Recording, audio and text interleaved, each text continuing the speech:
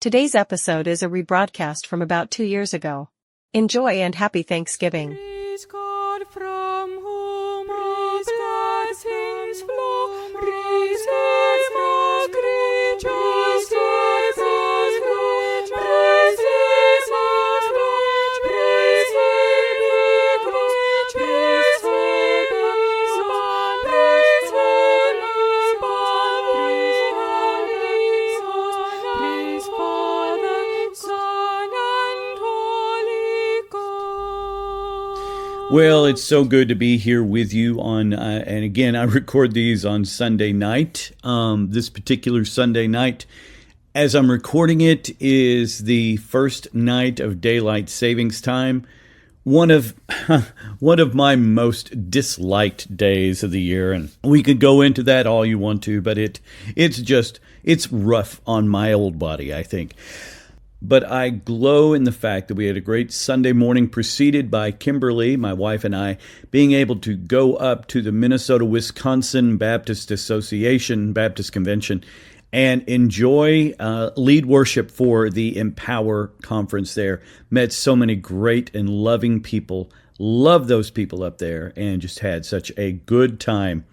And so I come to you a little tired, but also very excited to talk to you.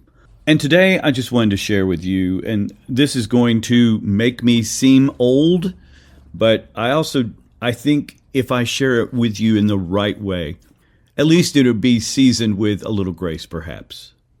And that is a phrase that has evolved, I don't know if that's a right word, or devolved in our worship sphere. And I found that if you don't use it when talking about the worship order, or dare say liturgy, you kind of reveal your level of coolness or lack thereof.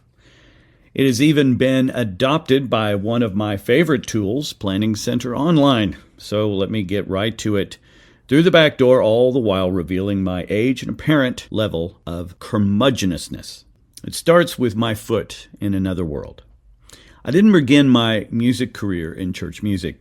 I was a member of a touring secular cover band. The name of this group will give you the approximate date of our zenith, the Young Urban Professionals.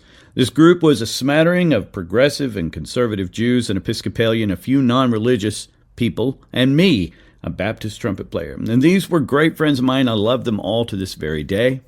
And in the 1990s, every weekend we had a gig to do. We played 4 50-minute sets and made money, good money. It was, in every intention, a gig. And this was, by the way, before the decadent days, shall I say, of DJs, but I digress.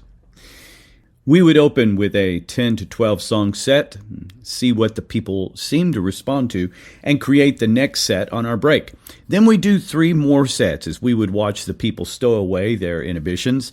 I did this for approximately 7 years until doing this on a Saturday night and leading worship bivocationally at a church on a Sunday morning created for me a moral conflict. I started leading worship about 4 years into playing in that band. So, have you picked up on my irksome phrase yet? I've used at least a word from the phrase 4 times in this narrative, and that word is set, and the phrase worship set. I'm not sure as to when I first heard it, maybe 10 years ago, but it is so prevalent now that to go into enable public view on Planning Center Online, it publishes your, air quotes here, worship set to social media. So I find it amusing that Baptists don't like the word liturgy, used by not only the pattern of the early church, but has its roots in the Greek liturgia, but embraces yet a phrase that gets its derivation from the rock and roll world. So why do I not like the phrase worship set? I have 3 reasons. 1, it's a worldly moniker. It takes something like worship that is above the pale, that should be sanctified, and places it in a worldly context. Number 2, it implies that we don't have a better word or phrase, or even that rock music gigs, a world that I am glad to say I was a part of for a time, nearly existed before Christian worship. because of what phrase we did use before. But number 3, and maybe this is perhaps taciturn, renders the worship much more song-dominant than order-dominant. This is my opinion, the problem when being extremely contemporary, song-driven, rather than action-driven. When I say action, I mean the congregation being involved in singing, speaking, and praying, not just simply standing and listening. Now, I'm probably splitting hairs, maybe infinitives here, but I don't mean to cast dispersions or seem hoity-toity. So that's my beef with the Irksome Phrase worship set. Do I believe that it's going to go away? No, but maybe think about it when you use it.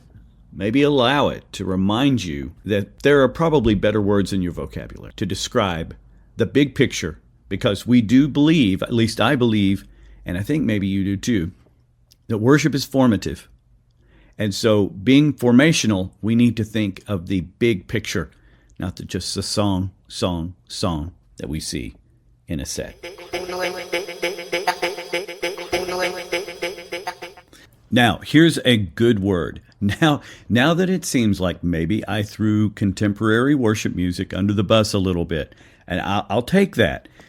This next book is fantastic if you have a praise and worship band.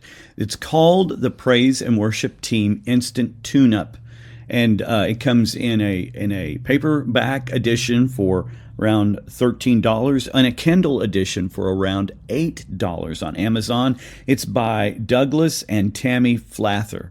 There are links to your show in the show notes, so please use those if you would. But this book is fantastic. It's a thin book, and it just helps you with organizing your rehearsals. It helps you with what you need to be listening for, helpful charts and hints. It's a really, really good book. I highly recommend it for your praise and worship team, whether it's vocalist or the instrumentalist. The Praise and Worship Team Instant Tune-Up. And that's it for this edition of the Monday Morning Worship Leader. Now, I know that you probably have ideas, comments, and maybe you don't agree with my take on the worship set. That's fine too. I would love to hear from you regardless.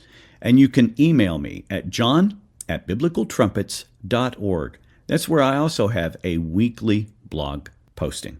Now, as always, remember, we are not rock stars. We are servants. Till next time, God bless.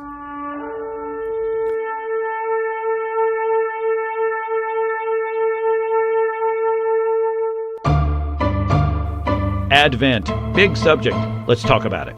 Next time on the podcast.